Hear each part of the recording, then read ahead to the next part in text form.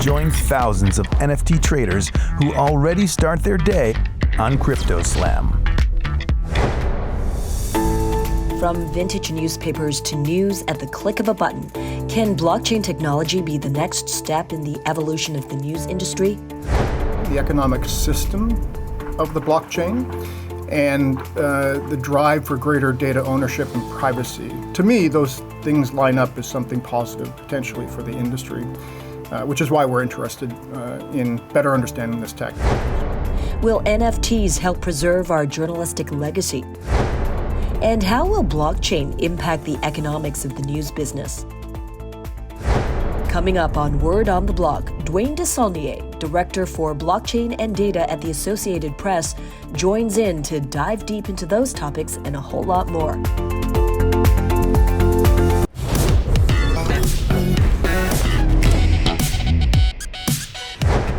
Once upon a time, it was the rustle of the morning paper delivered right to your front porch. Today, we silently scroll through the latest news on our smart devices all times of the day. So while we change the way that we consume news, the passion and the drive, I can attest to this, of those delivering that news certainly hasn't.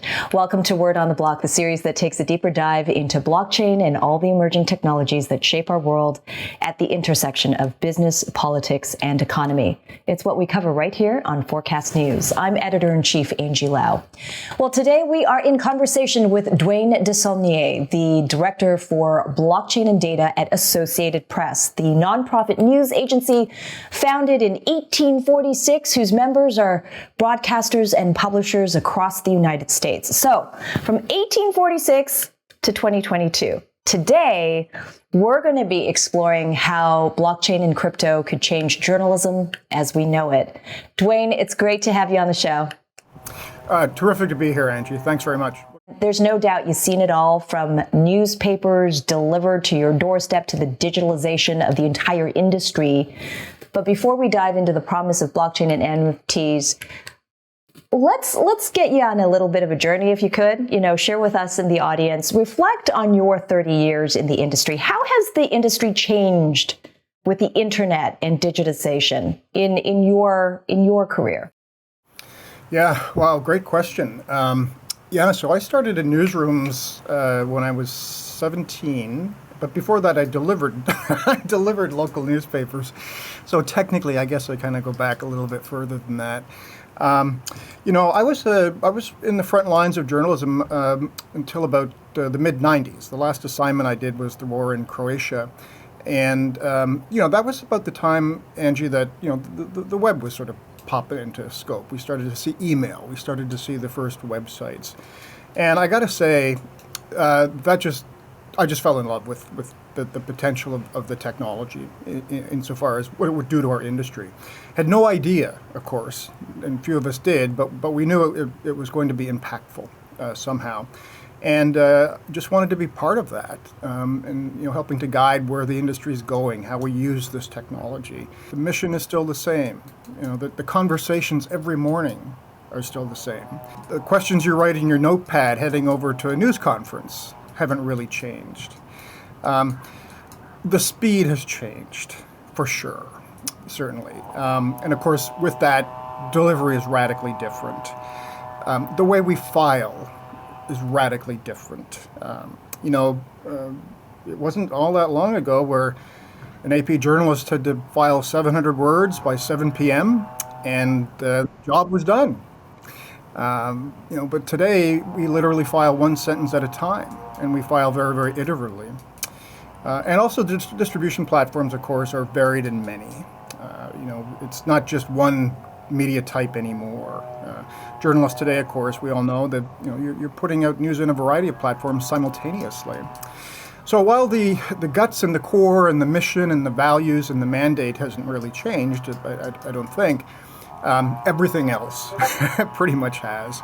The economics of journalism have changed a lot, one could argue. And the internet, as you know, was both a gift and a bane of existence for the ability or the de-evolution of the ability to monetize. It really it created a lot of strife for traditional legacy newspapers and publishers. And that really decimated much of that industry. And as we fast forward to today with blockchain and with the advent of Web 3.0, how do you see this next stage of technology in media? How could it potentially unlock or change the landscape as we know it?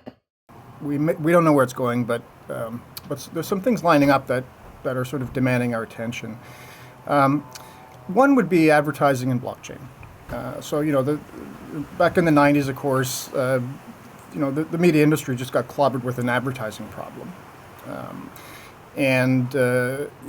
So many of our newsrooms were built on advertising dollars as well as subscription dollars. As advertising dollars dried up, newsrooms employed fewer people, and then that also had a negative effect in turn on subscriptions. So it was sort of a bit of a vicious cycle. I think what's going to be a really interesting pillar going forward in terms of blockchain tech and news is, in fact, how blockchain will affect advertising. Will people feel more data secure as blockchain begins to weigh in more and be more of the tech that digital advertising is based on? And then the other dynamic, I think, is just, this concept of peer-to-peer decentralization and micropayment / crypto. That'll be an interesting piece as well. If news consumers feel that there's greater personalization in the journalism that they are able to subscribe to, then I think obviously that's a positive net as well for the industry. At the AP, we're a cooperative, and like any co-op, we are sort of governed by our members. So a very interesting dynamic going forward is, what is the difference between a DAO and a traditional cooperative in the context of, let's say, the AP, or even other newsrooms that may not be a cooperative today? We all talk about reader engagement. We all talk about really getting close to the readers and having a great relationship. Will DAOs perhaps? Will new news products that in theory are have more trust because you can see the provenance of the images. You can tell that it's not a deep fake if it's a video clip. So all of these things together, I think, show some potential and promise, for the news industry. At the end of the day, of course, it's just reporting facts and being really, really correct and accurate and super smart and just triple checking everything is just vital. But I think the economics of the blockchain, the economic system of the blockchain, and the drive for greater data ownership and privacy, to me, those things line up as something positive potentially for the industry, which is why we're interested in better understanding this tech. Is this a top-down conversation, or are you being collaborative with your members? What are your members telling you that informs your job to think about blockchain and digitalization of this underlying technology in media? That's what's so fun about this. There's no playbook. We published the first news on the blockchain in 2020. We published our election race calls on chain with a technology partner called Everpedia, and and from that we rolled into NFTs. I think being open-minded, I think being fast, and I think more importantly being collaborative with all of the industry is really important. Since we started to publish news on chain, our phone's been ringing regularly. And it's just from other media organizations just saying, what are you learning?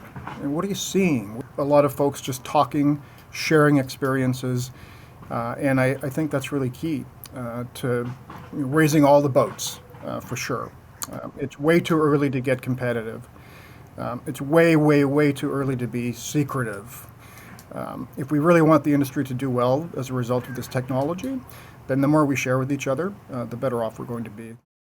How broad are your conversations? How are you, as Associated Press, with a lot of legacy U.S. publishers and broadcasters, speaking and engaging with independent, non-mainstream startups, individuals, tech stack, Substack, this stack, that stack, and all the rest, that is very much increasingly part of the mainstream conversation, but outside of what has predominantly been legacy media community? Great question. I love that question because this is where the spark and the magic happens. I think part of it is just your approach to innovation and technology. You never judge a door before you knock on it. You never know what's behind it. And I think that's been our approach. We're just incapable of being judgmental in terms of technology. At this point, because everything that we've learned largely has been from unexpected sources. And again, it makes it fun. It certainly makes it interesting. And the most amazing thing that I've experienced with partners that are really from totally different sort of technology genres and industry and blockchain is you end up both realizing that, hey, there's something here. We put my need together with their tech, and both of us are surprised at what's possible. And that's really how innovation happens, I think. So open-minded, having great management support to allow you to look broad and far, and not to limit who you're looking at, who you're talking to, what you're thinking. Really, really important. What specifically is Associated Press working on right now? We're not a flag bearer for the blockchain or blockchain technology. But what we are is very curious about how the technology could be applied. And that's our focus. The focus is in a broad number of areas. Certainly, a number of media companies that have worked in this space started out looking at blockchain tech as a way to provide consumers with the assurance that a photo they're looking at, or a video clip they're watching, or a story they're reading, or a piece of data they're consuming is real, is authentic, and can in fact be traced back to AP, New York Times, the Washington Post, whomever. So we continue to work in that area of just sort of provenance, accuracy of the journalism, the digital journalism that we create. And that's really fundamentally important. We're a digital newsroom. We produce journalism in digital form. It's vital that we protect that. It's vital that we understand who's using it, where it's going, just from a pure business perspective. So, obviously using the ledger to track the whereabouts of our digital content is very important as well. Well, hang on to that thought, because I heard those three letters, NFT. Time for a quick break, but when we come back, I definitely want to ask why the Associated Press has launched its own NFT marketplace. On the other side, why was AP's proposed NFT of migrants on a boat dropped? It was a mistake. We were really leaning into photojournalism as NFTs, but at the same time, we recognize still at this point in sort of the lifespan of the blockchain that these are still commercial products. So yeah, totally bad call. And later, will blockchain's immutability influence how journalists file news when Word on the Block returns?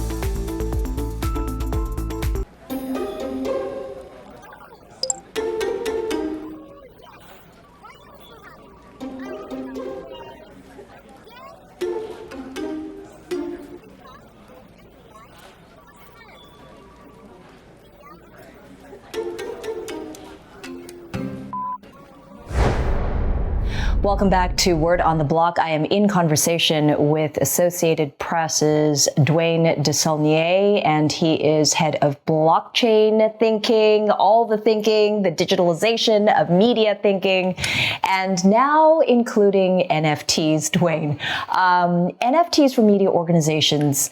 Speaking of NFT initiatives, the Associated Press has been venturing into NFTs, has launched an NFT photography marketplace built by, how do you pronounce that? Zua? Zua, okay. And that's where users can purchase the award-winning photojournalism that we see in newspapers and online news sites around the world. What motivated Associated Press to launch your own NFT marketplace? Sure. The need to understand NFTs better, the need to understand tokenization better, the need to have direct experience understanding why collectors use this technology, to understand what's wrong with it, to understand the potential problems with it. It's just firsthand experience is really what we're looking for in terms of the work that we do in the NFT space. You know, we were the first media company back in 2021 to mint an NFT and to auction it off. And we've worked with OpenSea, we've worked with Binance, we've worked with Eternity, and those have all been absolutely fantastic experiences, highly collaborative. One thing that I felt we were missing was just more of that direct consumer experience. And especially when it comes to community development, marketing, the dynamics that you learn when you figure out editions and pricing for a particular exhibition. We certainly started, like a lot of folks, with visuals and NFTs. But I look at that as sort of how Amazon started with books. It's low-hanging fruit. It's there. There is a market, obviously, for art and for photography. There always has been. There's been a little bit of delay, I think, in the time it's taken for real photo collectors to hop on chain and invest in photos that have been tokenized. But that's certainly changing, for sure. And it's one of the hottest categories right now. In hockey, we say, first to the puck. If you're the skater who's first to the puck, then you're going to have the most opportunities to do something with it. First to the puck is something only Canadians, I think, understand what you're saying. But there must have been a lot of learning as well. I mean, fits and starts. And one of AP's more controversial NFT drops was that video depicting an overcrowded boat of migrants drifting through the Mediterranean. It was canceled because there was huge backlash. There was huge Twitter outcry.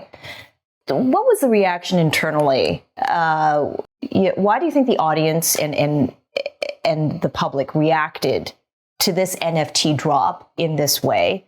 And what did you learn from that? Sure. So we didn't actually, not that this matters a whole heck of a lot, Angie, but we never minted that image.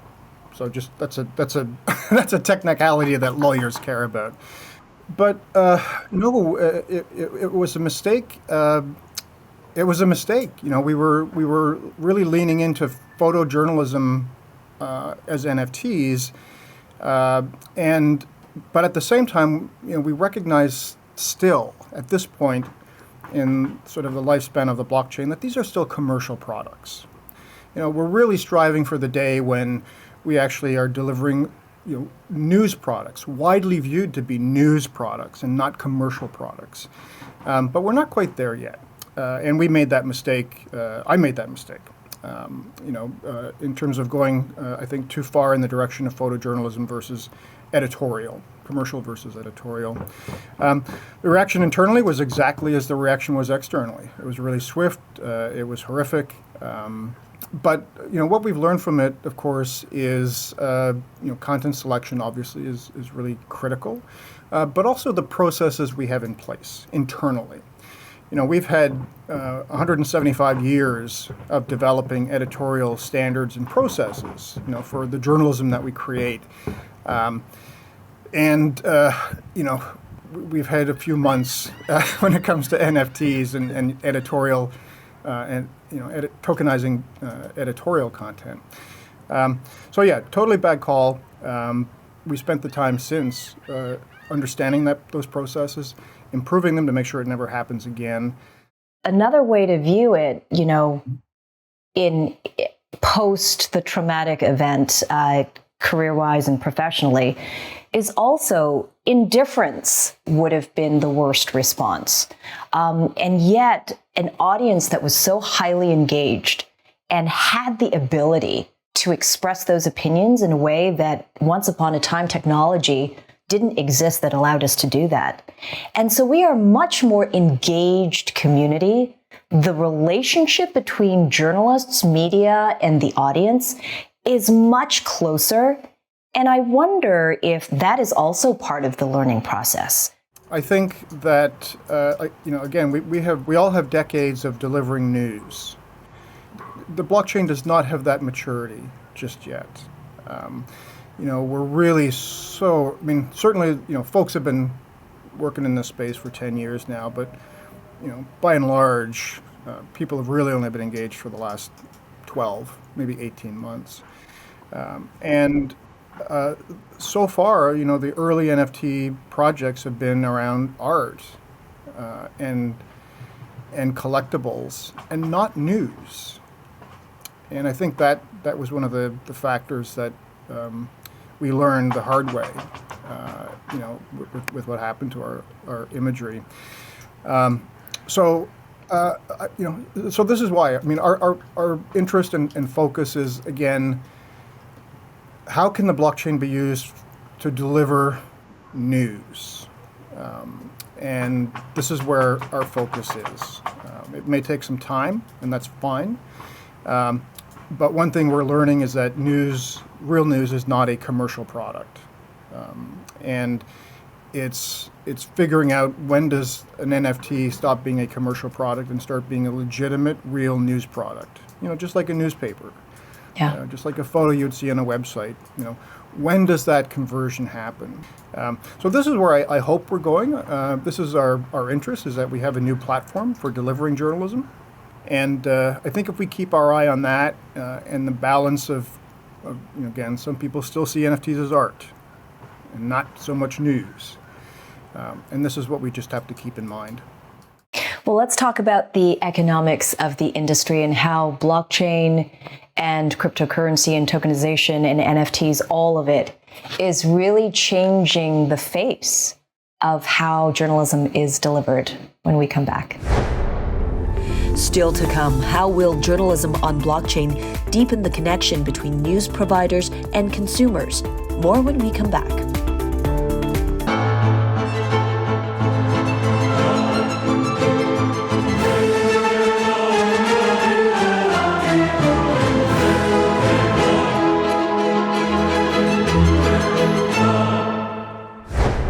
Welcome back to Word on the Block. So how can journalists tap into the power of blockchain? Let's return to our conversation with Dwayne Desaulniers of the Associated Press. Dwayne, one of the most important journalistic principles, freedom of the press.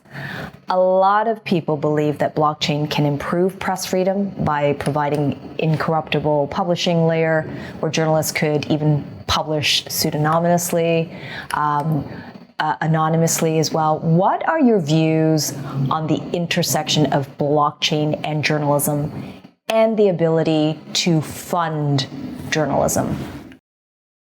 I think one area that we're looking at that is interesting is it's sort of that intersection of DAOs and a group of folks getting together with shared values and a shared interest and being able to pool crypto and vote and discuss and apply those funds to activities, organizations, causes that matter to them. But one of the most advantageous elements from an economic perspective in any industry with the blockchain is that it arrived fully baked with an economic system built in, a banking system built in, and a banking system that really thrived on trust. Putting your credit card into an early website, even some folks today, is not an exercise that is done trustfully. But certainly the blockchain has the pillars and the foundation to get us off on the right foot in that regard. And I think that's going to be really important for how quickly blockchain tech can have an impact, hopefully a very positive impact, on the economics of the news business.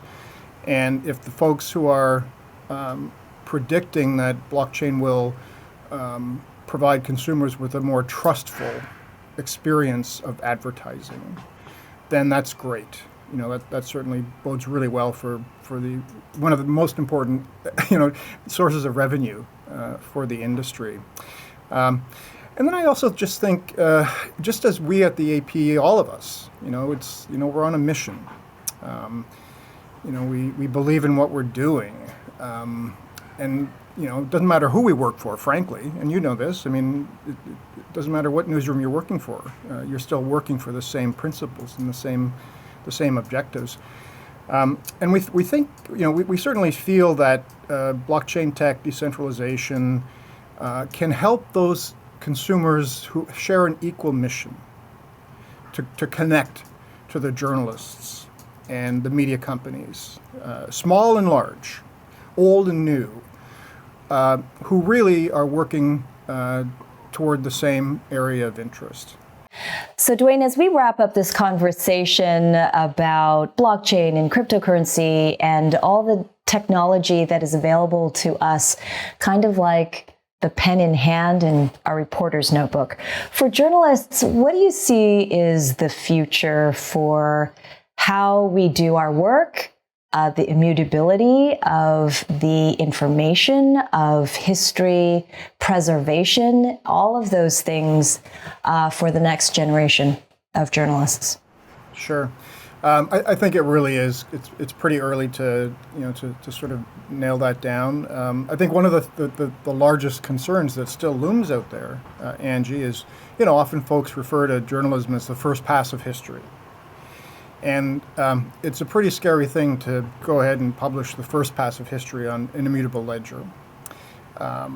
Besides all the positive things and all the hopeful possible implications and use cases of the technology, we really still have to remain mindful of how this could go wrong for journalism. And I'm still super nervous, and it's a non-starter for me actually at this point. In terms of publishing a live news feed on chain, simply because it's very, very. I mean, obviously you can file a correction and be additive or iterative about it, but still, I think that's a concern. We've certainly seen the core infrastructure of the chain change radically, and there's a massive change in Ethereum coming. So again, lots of promise. There's a lot of cross sections. In terms of, a tamper-proof archive, being able to easily detect a deep fake versus a real video, to see a chain of ownership in a series of facts, all that's great, super important, and brand new for us. Better advertising, or rather a more confident consumer in the context of advertising, good as well. And the comparison I make is a lot of folks have said, we're sort of with the blockchain, we're sort of at where we were with the internet in the mid 90s.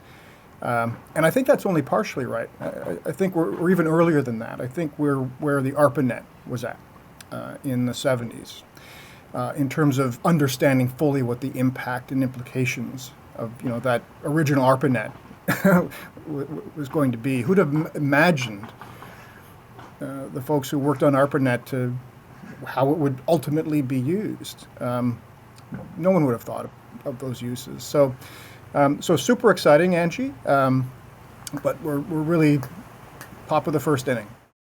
Well, to your point, it does take a lot of imagination, and it's just not the responsibility of the people in the room or even in this audience, but future conversations and future generations of audience and the imagination that they'll apply to this technology. And the beautiful thing is that this technology allows a lot of voices to participate.